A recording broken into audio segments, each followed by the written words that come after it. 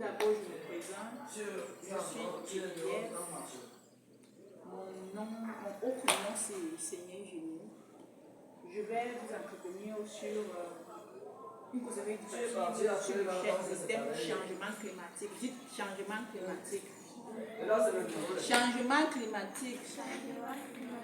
Quand on dit changement climatique, ça te fait penser à quoi? Ça te fait penser à quoi? Parler à haute voix. À l'environnement. Et toi, ça te fait penser à quoi? Changement climatique, ça te fait penser à quoi?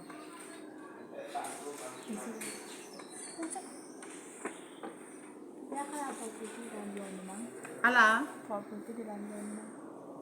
Voilà. Tu as encore une autre idée quand on dit changement climatique? D'accord. Le changement climatique, ce sont des phénomènes naturels qui se produisent au quotidien. Bref, de toute façon, ils s'accompagnent des phénomènes naturels. Par exemple, l'excès de pluie. À un moment donné, on sait habituellement qu'au sud, il pleut de telle période à telle période. Et puis, subitement, on constate qu'à n'importe quelle période, il se met à pleuvoir. Le changement climatique a donc des conséquences sur la vie de tous les jours.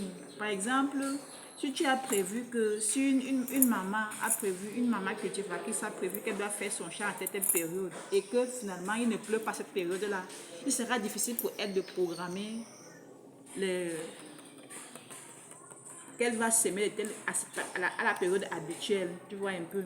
Et en même temps, le changement climatique s'accompagne parfois d'immenses pluies, on voit des inondations. Et dans certaines villes, dans certains pays, même au Cameroun, parfois quand il y a inondation, il y a tellement d'eau et ça détruit les habitations.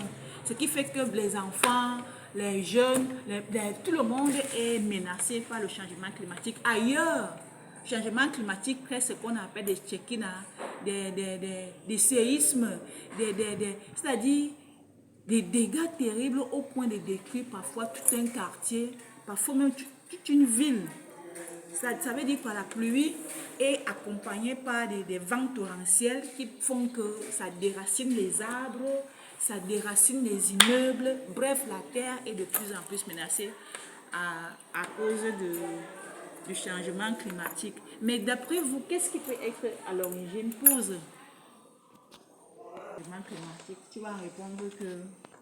Bon, d'après vous, qu'est-ce qui peut être à l'origine du changement climatique? Oui, mademoiselle.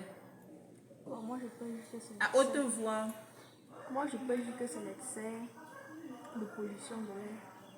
L'excès de pollution de l'air. C'est quoi la pollution de l'air? Les fumées des voitures, les feux de brousse, brûler les poubelles, n'importe comment. Les roues, les pneus. Peut-être. Et d'après toi, qu'est-ce qui est à l'origine du changement climatique? C'est Dieu. C'est Dieu. Ah, et d'après toi, qu'est-ce qui est à l'origine du changement climatique? Moi, je ne sais pas. Tu es souvent trop intelligent là. Ah, peut-être c'est la colère de Dieu. Bon, beaucoup de personnes se penchent sur ce dossier parce que tellement ça menace la vie sur terre, les check-ins, les siphons. Au Japon, par exemple, généralement, pratiquement toute une partie du pays qui est souvent bouleversée. Dernièrement, on a même vu, même Dubaï, les inondations avaient fait couler une grande ville. Les inondations avaient vraiment bloqué toute une ville, la circulation, les gens, même les transports aériens, tout s'était arrêté. Moi, je pense que les scientifiques essaient de justifier ça par plusieurs raisons, à peu près comme tu venais de dire là. Mais la véritable raison fondamentale, c'est qu'il s'agit de la colère de Dieu.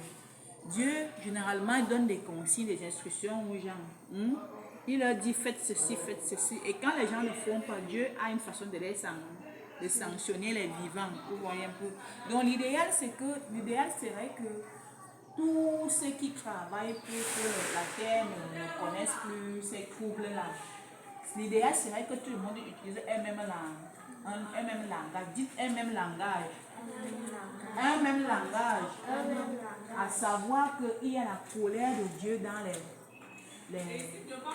les inondations, dans les catastrophes naturelles. Par exemple, dernièrement, on a vu la catastrophe de Tchang, la falaise de Tchang.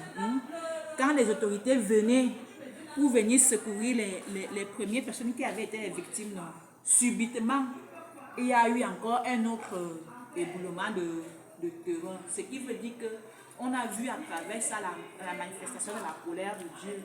Donc, d'une manière générale, selon moi, il est question que tout le monde apprenne à connaître Dieu pour éviter de l'énerver au point de l'amener à agir de cette façon.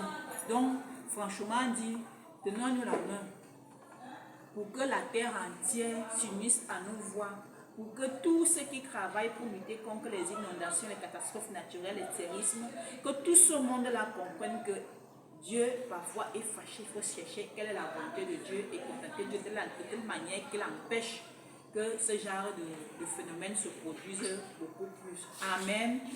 Amen. Coupe.